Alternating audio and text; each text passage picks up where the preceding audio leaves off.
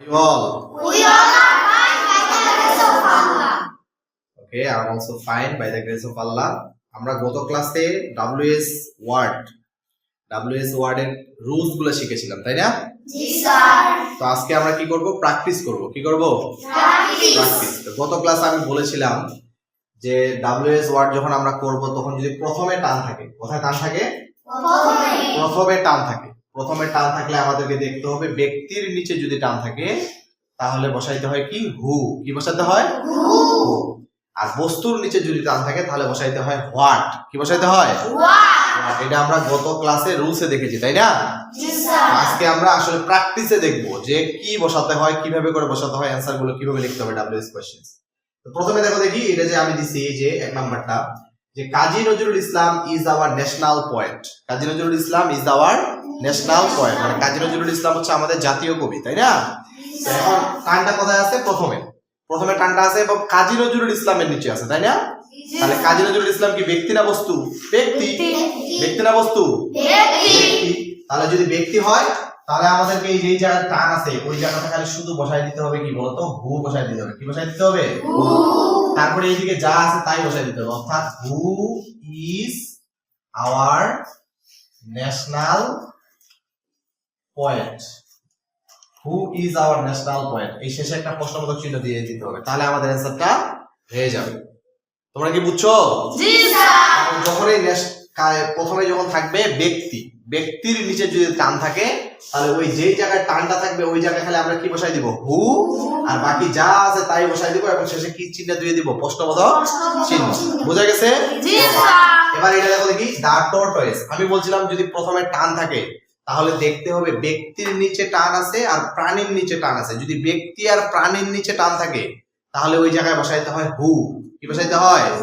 হু। তাহলে টর্টয়েস মানে কি? কচ্ছপ। টর্টয়েস মানে কি? কচ্ছপ। তাহলে কচ্ছপ কি প্রাণী না?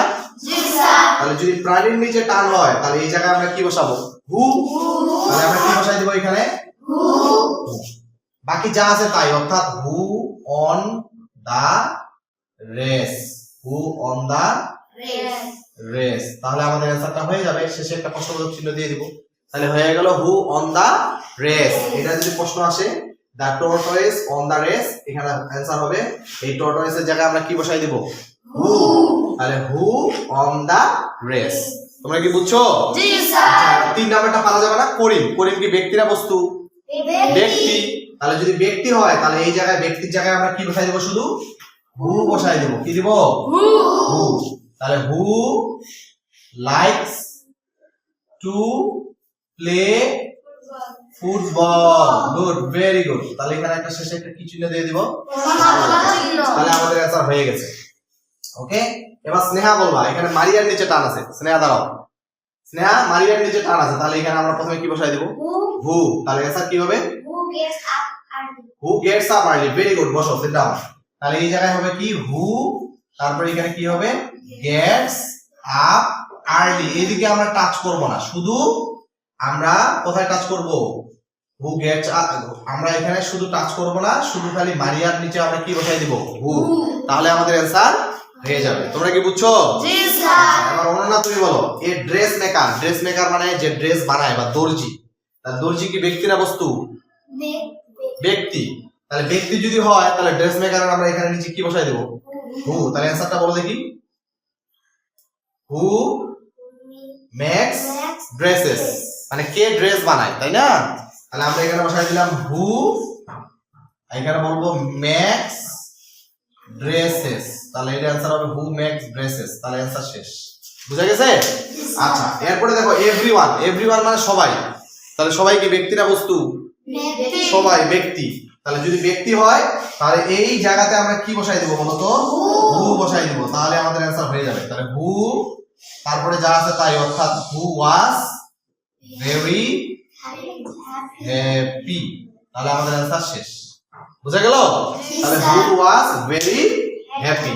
তাহলে আমরা কি শিখলাম? যে যদি ব্যক্তির নিচে টান হয়, কার নিচে? ব্যক্তির নিচে টান হয় তাহলে আমাদেরকে বসাইতে হবে ব্যক্তি বা প্রাণী। ব্যক্তিও হইতে পারে, প্রাণীও হতে পারে। যদি ব্যক্তির নিচে টান হয় অথবা প্রাণীর নিচে টান হয় তাহলে আমরা কি বসাই দেব বলো তো, হু। আর পরে যা আছে তাই বসাই দেব, তাহলে আমাদের অ্যান্সার শেষ হয়ে যাবে। বুঝা গেছে? ওকে, এবার আমরা দেখব যে যদি বস্তুর নিচে টান হয় তাহলে কিভাবে করে অ্যান্সারটা হবে। তাহলে আমরা এটা ইরেজ করে দিই। হ্যাঁ, আমরা হচ্ছে হু দেখলাম যে প্রথমে যদি টান থাকে এবং সেখানে যদি ব্যক্তি এবং প্রাণীর নিচে টান থাকে তাহলে আমরা কি বসাবো, হু। কি বসাবো, হু। তাহলে আমরা এখন দেখব যে যদি কোনো প্রথমে টান থাকে এবং সেটা যদি বস্তুর নিচে হয়, কার নিচে, বস্তুর নিচে হয়, তাহলে সেখানে আমরা বসাবো হোয়াট অথবা হুইচ। হোয়াট অথবা হুইচ, হোয়াটও বসাইতে পারি, হুইচও বসাইতে পারি। তো আমরা কখন হোয়াট কখন হুইচ বসাবো সেটা আমরা এখন দেখি। যেমন দেখো 1 নম্বরে আমি কি লিখছি, ice cream is delicious food. Ice cream is delicious food, ঠিক আছে? তো আইসক্রিমটা হচ্ছে খুব সুস্বাদু খাবার, তাই না? সুস্বাদু খাবার না?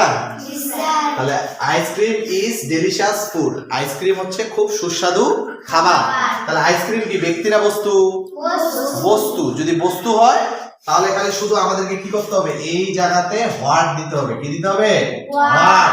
তাহলে what is delicious food, what is delicious food, শেষে একটা প্রশ্নবোধক চিহ্ন দিয়ে দিলেই আমাদের অ্যানসারটা হয়ে যাবে। সবাই কি বুঝছো? তাহলে যদি বস্তু থাকে শুরুতে যদি বস্তু থাকে এবং সেখানে যদি টানটা থাকে তাহলে আমরা শুধু কি বসাই দিব, হোয়াট। কি বসাই দিব? হোয়াট। দুইটাও বসাইতে পারি। এবার আসো, milk is a good food.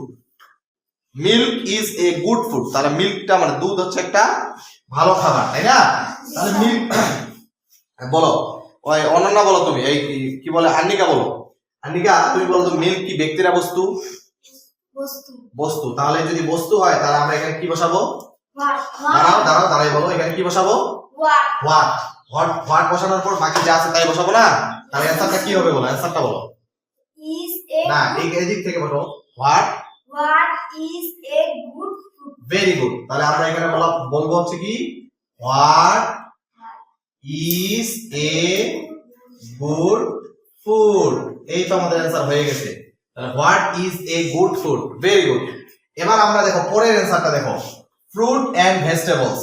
Fruit and vegetables, vegetables না, ভেজিটেবলস। তাহলে fruit and vegetables are very important for us.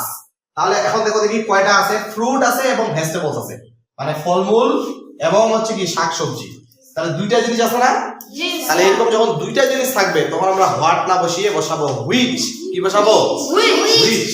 তাহলে আমরা এখানে বসাবো হুইচ। তাহলে বসাবো which are very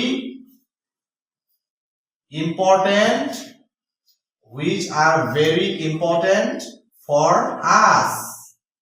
For us, শেষে একটা প্রশ্নবোধক চিহ্ন দিয়ে দিব। which are very important for us, মানে কোনগুলো আমাদের জন্য খুব গুরুত্বপূর্ণ। তাহলে আমরা আজকে কি শিখলাম? আমরা আজকে শিখলাম যে যদি প্রথমে টান থাকে, যদি প্রথমে টান থাকে, সবাই একটু আমার সাথে সাথে লাউডলি বলো, যদি প্রথমে টান থাকে তাহলে দেখতে হবে ব্যক্তির নিচে টান আছে না বস্তুর নিচে টান আছে। যদি ব্যক্তির নিচে টান থাকে তাহলে হু বসিয়ে বাকি যা আছে তা বসিয়ে শেষে প্রশ্নবোধক চিহ্ন দিতে হয়। আর যদি বস্তুর নিচে টান থাকে তাহলে হোয়াট অথবা হুইচ বসিয়ে বাকি যা আছে তা বসিয়ে শেষে প্রশ্নবোধক চিহ্ন দিতে হয়।